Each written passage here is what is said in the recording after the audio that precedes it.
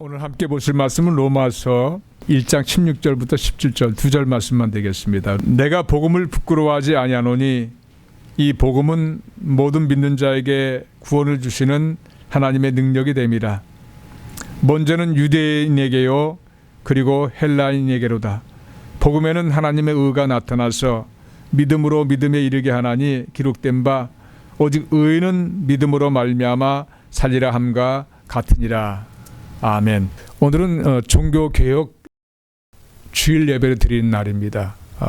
1517년 10월 31일 마르틴 루터가 95개조 반박문을 구텐베르크 성전 앞에 붙임으로 인해서 시발된 그런 종교개혁의 날을 기념해서 특별히 종교개혁주의를 맞이하고 있습니다. 이 레포메이션, 종교개혁이라고 한다는 리포메이션, 이미 형성되어 있는 것을 새롭게 다시 만든다, 그런 뜻입니다. 그러니까 그동안 진행되어 왔던 신앙의 노선을 새롭게 한번 점검해 본다, 그런 의미죠.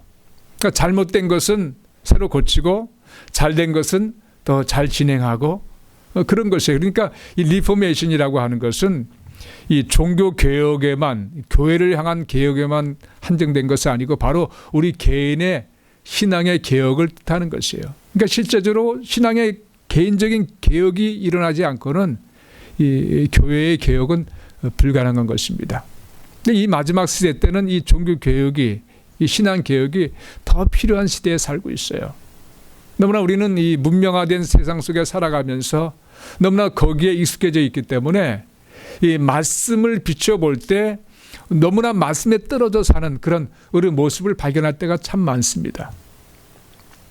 이 종교개혁을 시작한 이 배경은 이 면죄부 판매 때문에 그래요. 그 당시 교황이 그 베드로 성전을 짓는 것 때문에 돈이 굉장히 필요하니까 그 재정을 충당하기 위해서 면죄부를 판매합니다. 면죄부를 하는 것은 이 면죄부, 인덜전스, 그 면죄부 그 증서를 돈을 주고 사면 사는 순간에 그들의 그 죽었던 자들의 영혼이 그 연옥에 있는 거죠. 중간지대에 있는 것. 지옥과 연옥, 천국이라고 3단계로 이 천주교에서는 그 로마 그 당시 가톨릭에서는 보고 있었는데 지금도 마찬가지죠. 연옥에 있던 그 영혼들이 그 면죄부를 사는 순간 동전을 땡그랑하고 내려놓는 순간에 그 소리를 듣고 연옥에서 천국으로 옮겨진다는 거예요. 그러니까 이 구원이라고 하는 것을 돈을 주고 살 수 있다는 것, 그것을 이 마르틴 루터가 그것을 보면서는 격분하게 된 거예요. 그건 절대 성경적인 것이 아니다. 하나님께서는 마르틴 루터를 특별히 준비해 놓으셨어요. 16세기까지 될 동안 교회가 계속해서 타락하고 하나님 보시기에 너무 멀어지는 그런 모습을 보고는 결국 하나님께서 마르틴 루터를 세우셔서 그를 통해서 종교개혁을 진행시킨 것입니다. 근데 이 마르틴 루터는 3년 6개월 후에 그 독일에서 이 마르틴 루터가 있었잖아요. 그때 수도사로. 독일의 그 칼 5세 황제가 보름수 회의를 소집하게 됩니다. 왜냐하면 루터를 정죄하기 위해서. 그 당시 이 황제는 이 로만 캐톨릭의 추종자였어요.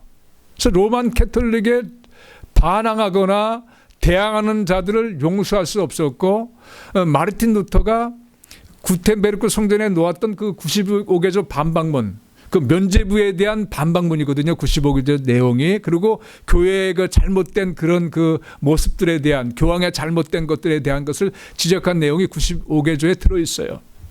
그러니까 그 당시에 이 구텐베르크 성전에 바뀌었던 이 95개조 반박문이 그 당시에 인쇄술이 굉장히 발달됐기 때문에 삽시간에 온 독일에 퍼지게 된 거예요.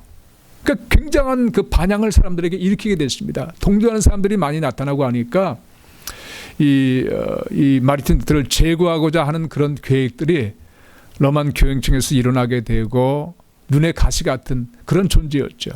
그런데 이 독일 황제 칼 5세가 이제 그 보름세를 집전하면서 이제 거기서 이 루터를 파면시키고 죽이려고 하는 그런 계획을 갖고 있는 것이죠. 근데 그 당시 그 기록을 보면 이 황제를 포함한 206명이 참석했습니다. 그 당시 대단한 정치가들과 주교들 그리고 또 종교 지도자들이 다 모였어요. 그러니까 이 한 사람 때문에 이 한 사람을 죽여야만 그들이 로만 캐톨릭의 교리를 그대로 유지할 수 있기 때문에 그래서 그들은 보름수회를 1521년 그러니까 3년 6개월 후에요. 4월 17일 날 열게 됩니다. 열었는데 그날 모든 것을 종결시키려고 했었죠. 그 모임은 완전히 이 마르틴 루터를 정죄해서 죽이려고 하는 그런 일방적인 그런 모임이었어요. 그 당시 이제 사회를 보았던 잔 에크라고 하는 양반이 이제 그 책상 앞에 그 마르틴 루터가 쓴 책들을 쫙 펴놓고 그리고 마르틴 루터에게 묻습니다. 이 책이 네가 지은 책들이냐, 네가 쓴 책들이냐라고 질문합니다. 그러자 이 마르틴 루터가 가만히 그걸 잘 살펴봅니다. 살펴보고는 맞습니다. 제가 지은 책들입니다. 그러면 너는 이 책들에 너희가 주장한 것을 철회할 용의는 없느냐? 네가 잘못됐다고 네가 철회할 용의는 없느냐? 그랬더니 마르틴 루터가 이런 요청을 합니다. 좀 저에게 시간을 주십시오. 그 다음에 제가 답변해 드리겠습니다. 어찌 보면 그 살벌한 그 보름수 회의에서 그 한마디에 모든 사람들이 그걸 들어줄 수밖에 없어요. 너무나 중요한 모임이었기 때문에. 그래서 그 다음날 이제 그 보름수 회의에 그러니까 뜻하지 않게 1차, 2차 회의가 된 것이죠. 2차 회의 때 한 2시간 늦게 이 마르틴 루터가 도착했습니다. 다시 그 잔 에크가 묻습니다. 너는 이 책에 기록된 내용 중에서 일부를 또는 전부를 철회할 용의가 없느냐? 그런 것을 요청합니다. 그때 이 마르틴 루터는 너무나 감동적인 그런 신앙의 고백 같은 말을 하게 되죠. 그 당시에 이 양반은 처음에 라틴어로 그 말을 했고 그 다음에 자기 본국인 독일어로 했어요. 근데 그 내용을 번역된 것을 보면 이렇게 되어 있습니다. 성경의 증언에 의해 명백한 논증에 의해 논박되거나 정죄되지 않는 한 나는 교황이나 공의회도 인정하지 않습니다. 이 말씀을 제가 한 얘기들을 이제 해석하면서 제가 쭉 읽어드릴게요. 성경의 증언, 그러니까 성경 밖에 성경이 논박에서 진리라고 말하는 것 외에는 자기는 인정하지 않겠다는 거예요. 자기는 철저히 성경을 중심으로 이것에 대한 대처를 하겠다. 그런 선언을 하는 것입니다. 왜냐하면 그들은 서로 모순되며 오류를 범하기 때문입니다. 그러니까 교황이나 공의회도 서로 모순되고 오류를 범하기 때문에 자기가 결국 붙잡아야 될 것은 또 여러분들이 마찬가지로 붙잡아야 될 것은 성경 말씀이라고 하는 것이에요. 여러분 그 당시 성경 말씀이라는 것은 일반인들이 전혀 접하지를 못했어요. 성직자들만 성경을 접할 수가 있었어요. 그래서 그 미사 시간에 성경을 읽어주고 그리고 미사를 집전했어요. 그러니까 일반인들은 전혀 성경을 접할 기회가 없었고 또 일반 성직자들도 성경을 깊이 연구할 그런 틈이 없었어요. 너무나 한정되어 있었기 때문에. 그런데 이 희한하게도 이 마르틴 루터는 하나님께서 그를 세우실 때 이미 어렸을 때부터 체험을 통해서 하나님에 대한 갈급함, 인생의 의미가 무엇인지, 왜냐하면 그 젊었을 때 자기 친구가 옆에 있던 친구가 이 우레 낙뢰에 맞아서 그냥 사망하는 장면을 바로 목도했거든요. 죽음을 목도하면서 그런 큰 충격에 빠지고 우리 인생이 무엇인가에 대한 깊은 질문을 던지게 되었고, 그가 수도자가 되기 위해서 결심하고 들어갔지만 여전히 그 질문에 대한 대답을 찾지 못하고 있었어요. 내가 죽은 다음에 어디로 가는가? 내가 구원받았는가? 구원이란 건 무엇인가? 이런 질문을 늘 던지면서 그는 오랜 동안 씨름에 맞고, 그리고 동시에 그는 성경을 계속해서 연구했어요. 그래서 그는 일찍 신학대학원을 졸업해서 박사학위를 받았기 때문에 젊은 20대 초부터 강의를 했어요. 그래서 성경을 강의를 했는데 성경 강의에게서 많이 연구하게 되잖아요. 있는 그대로 연구하다 보니까 그 당시 로만 카톨릭에서 행하고 있는 모습들이 전혀 성경과는 다른 이질적인 것을 발견하고 되고 늘 마음에 큰 부담을 느꼈어요. 거기에 소속돼 있으면서. 그러다 결국은 면죄부 판매가 그냥 하늘을 찌르자 그는 도저히 참지 못하고 하나님 앞에 기도하는 가운데 그렇게 반박문을 써붙이게 됐는데 그 하나님께서 다 준비하신 거예요. 마르틴 루터를 그런 사람으로 만들어 놓으신 거예요. 그래서 그는 오직 성경 밖에는 없다. 그래서 only 솔라 스크립트라, only 성경이라고 선포하게 된 것이 바로 그런 배경입니다. 나의 양심은 하나님의 말씀에 정복되어 있고 나의 양심은 하나님의 말씀에 속박되어 있습니다. 그러니까 자기의 삶 전체, 이 생각 자체가 다 하나님의 말씀에 overcome, 완전히 자기가 하나님 말씀에 순종하는 자리에 들어있다는 것을 말씀하고 있는 거예요. 저는 하나님의 말씀을 떠나서는 아무것도 하지 않는다고 하는 것을 강력히 표현하고 있는 것이죠. 그 다음에 이렇게 말합니다. 나는 어떤 것도 초래할 수 없고 초래하지 않을 것입니다. 그러니까 자기가 쓴 이 책의 내용들을 한 해 초래할 일사가 없다고 말하는 거예요. 양심에 어긋나는 이런 것을 행한다는 것은 옳지도 않고 안전하지 않기도 하기 때문입니다. 여러분, 하나님 앞에 설 수가 없잖아요. 안전하지 않죠. 양심에 어긋난 것이고 옳지도 않기 때문에, 그래서 자기가 이 성경 말씀을 기준으로 해서 성령의 감동으로 깨달음을 주셔서 기록한 이 책자들, 그것을 자기는 처리하지 않겠다고 분명히 못을 박습니다. 여기서 나는 달리 행할 수가 없습니다. 하나님 저를 도와주소서. 이것이 그 유명한 보름서에서 선포한 마르틴 루터의 신앙 고백입니다.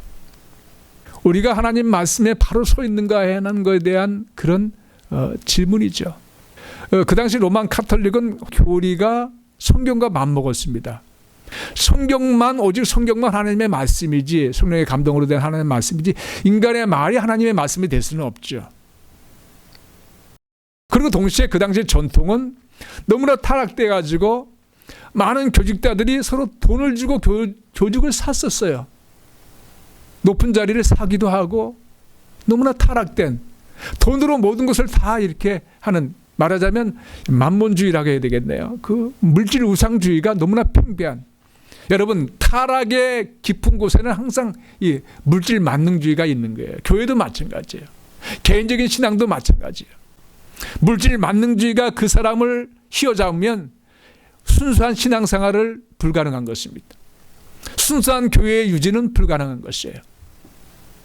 그렇게 타락된 모습을 보이는 이 중세의 모습이었는데, 이 마르틴 루터는 오직 성경 말씀을 따라서 비추어보고 잘못된 것은 고치고, 그래서 레포메이션이 시작된 것입니다. 또 오늘 이 본문의 말씀에 들어오면 이 마르틴 루터가 로마서 1장 17절을 깨닫고 종교 개혁을 단행하게 된 것이에요. 바로 하나님의 말씀이라는 것은 이 본문 말씀을 말하고 있는 거예요. 17절을 다시 한번 보세요. 복음에는 하나님의 의가 나타나서 믿음으로 믿음에 이르게 하나니 기록된 바 오직 의인은 믿음으로 말미암아 살리라 함과 같으니라. 이거 하박국 2장 4절의 말씀을 인용했습니다. 근데 제가 16절 말씀까지 붙인 이유는 이 복음을 이해해 주기 위해서 16절 말씀을 제가 덧붙인 거예요. 내가 복음을 부끄러워하지 아니하노니 이 복음은 모든 믿는 자에게 구원을 주신 하나님의 능력이 됨이라. 여기서 여러분, 복음이라고 하는 것은 헬라어로 유앙게론이라고 합니다. 그러니까 기쁜 소식의 굿뉴스. 왜 굿뉴스입니까? 죄인된 우리들이 예수 그리스도의 구속을 통해서 우리가 구원받았기 때문에 그렇다는 거예요. 그래서 예수님을 통한 구원의 소식이 바로 굿뉴스, 유앙게론이에요.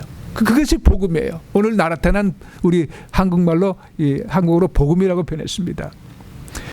사도 바울은 복음을 부끄러워하지 아니한다고 했어요. 왜냐하면 이 복음은 바로 모든 사람들을 구원하는 하나님의 능력이 나타나기 때문에, 능력이 있는 것이기 때문에 복음을 자랑스럽게 생각한다는 거예요. 그래서 이 사도 바울은 이 복음을 자랑스럽게 생각하며 그 인생을 힘있게 달려갔던 거예요. 이 마르틴 루터도 마찬가지입니다. 이 복음을 깨닫게 돼. 바로 복음이 우리 죄인들 하나님과의 관계가 막혀서 오늘 17절에 보면 하나님의 의라고 되어 있잖아요. 하나님의 의를 누릴 수 없는 우리는 하나님의 의 때문에 그리스도 예수를 믿음으로 인해서 의로운 자가 되는 것입니다. 의인이 되는 거예요. 그러니까 하나님의 의를 입을 수 있는 유일한 길은 이 복음을 통해서 복음이라는 것이 바로 이 기쁜 소식이고 바로 그것은 예수 그리스도를 말씀하고 있는 것이거든요. 예수 그리스도를 통한 구원.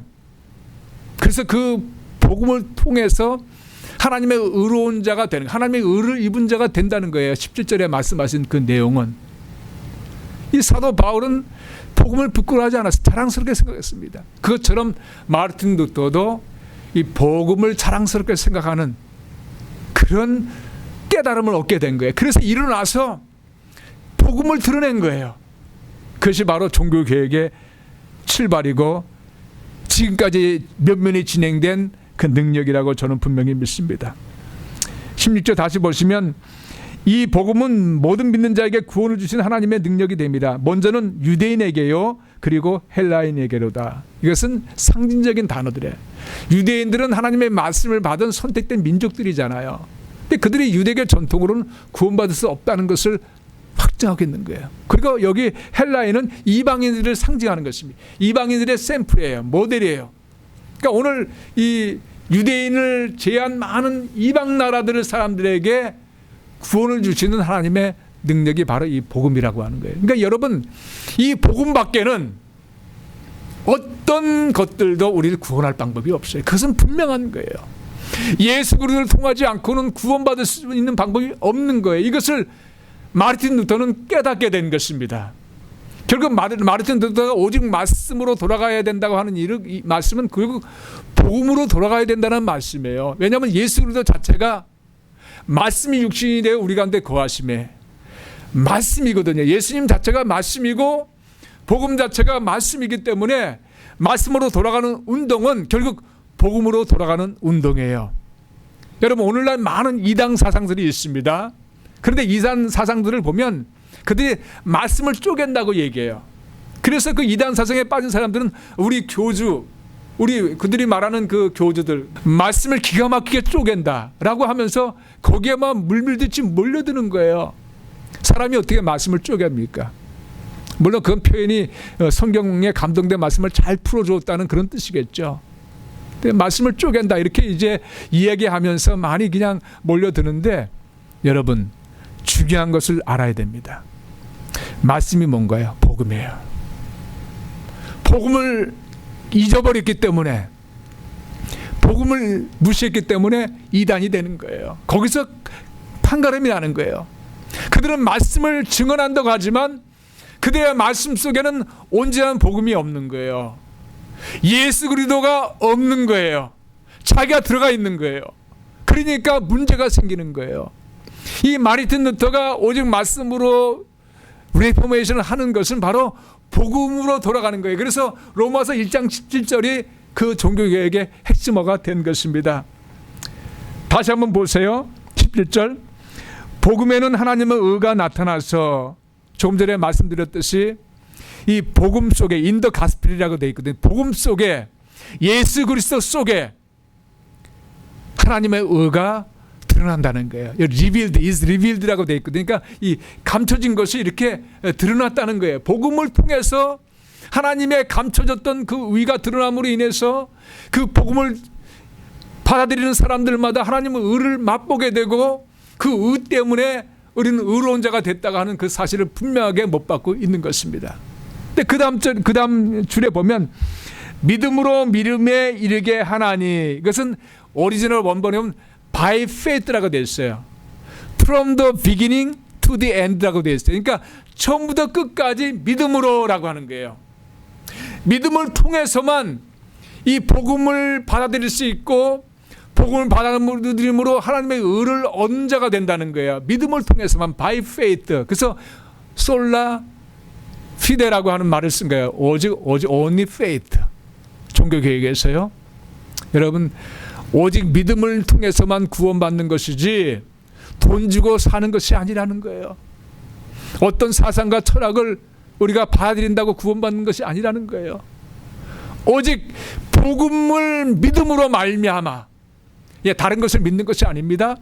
예수 그리스도를 믿음으로 말미암아 우리가 하나님의 구원받은 자가 된다는 사실을 분명히 이 마르틴 루터는 이 말씀을 통해서 깨달았고 이 말씀을 붙잡고 생명을 바쳤던 거예요.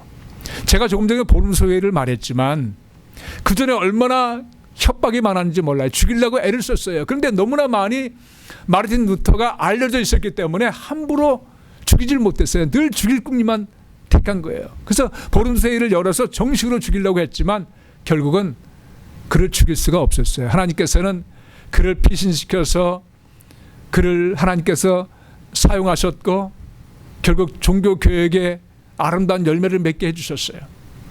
하나님의 놀라운 섭입니다. 모든 것은 하나님의 손에 있었던 것이에요.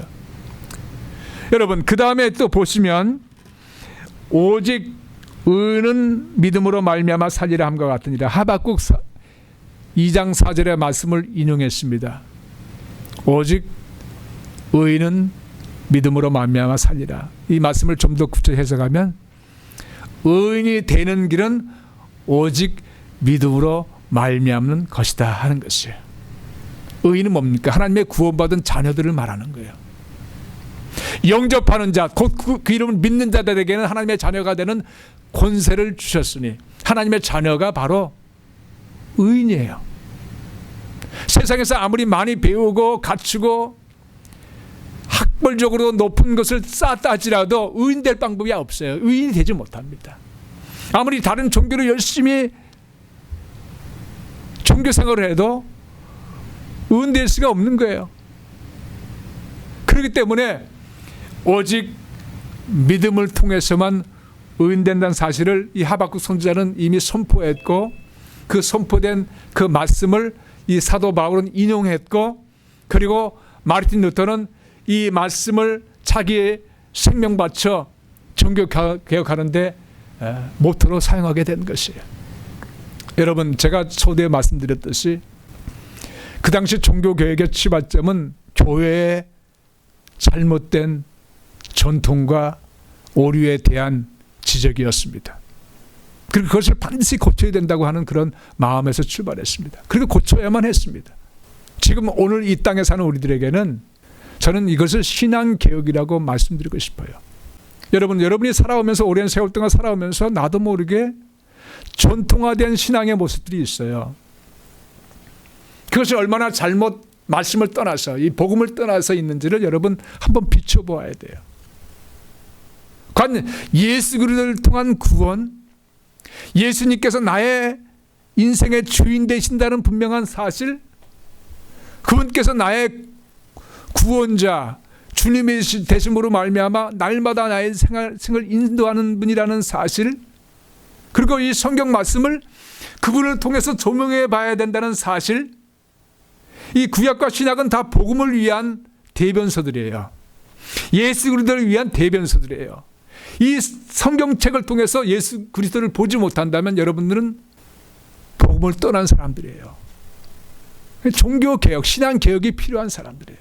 여러분들에게 일어나는 모든 일들을 예수 그리스도라는 안경을 통해서 보고 있는지, 예수 그리스도라는 분을 통해서 그 문제를 해석하고 바라보고 있는지. 여러분, 이단 사상이라고 하는 것은 해석의 차이의 문제예요. 똑같은 말씀을 인용합니다. 근데 이단들은 달리 해석을 해요. 왜? 복음을 통해서 해석하지 않기 때문에. 예수 그리스도를 통해서 해석하지 않기 때문에. 그러나 우리들은 말씀을 들여다볼 때 예수 그리스도를 통해서 들여다보고 해석해야 됩니다. 그래서 베드로는 아주 통탄한 마음으로 이렇게 기록했어요. 베드로후서 3장 14절 16절 보면 놀라운 말씀을 감동으로 기록했습니다. 그러므로 사랑하는 자들아, 너희가 이것을 바라보나니 주 앞에서 점도 없고 흠도 없이 평강 가운데서 나타나기를 힘쓰라. 또 우리 주의 오래 참으심이 구원이 될 줄로 여기라. 이 사도 베드로는 하루가 천년 같고 천년 하루 같은 이 한 가지 사실 잊지 말라고 앞에 분명히 말씀한 이유가, 그 전에 말씀한 이유가 이 마지막 주님 오실 날을 심히 사모하는 그 성도들에게 주신 말씀이었어요.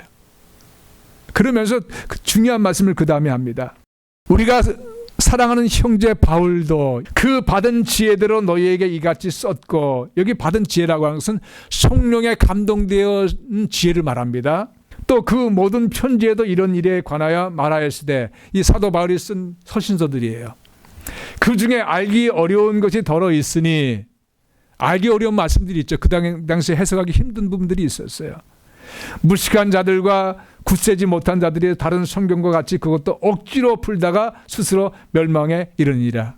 이단들은 억지로 푼 거예요. 이 억지로라는 단어를 보면요, 교묘하게라고 하는 단어입니다. 교묘하게. 그 말씀을 자기에게 유리하게 교묘하게 이용하는 거예요.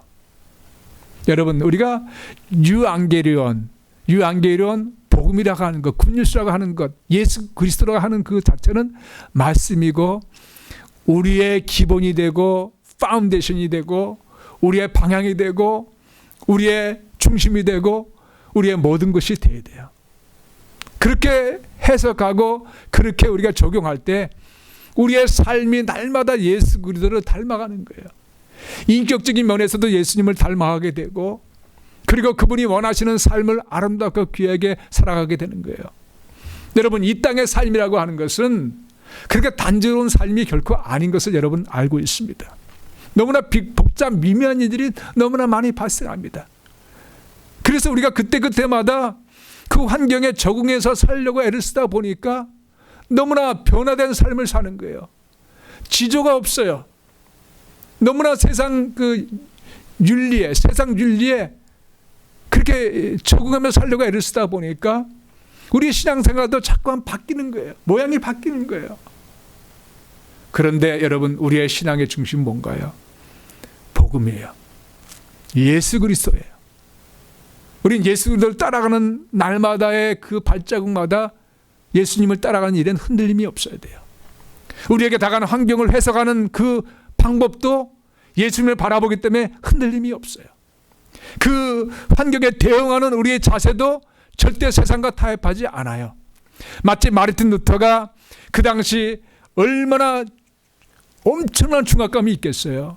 그 대단한 사람들이 그 보름소에 다 모여가지고 206명이나 되는 사람이 황제를 이하에 모여서 그를 바라보고 신문할 때에 얼마나 두렵고 떨리겠어요.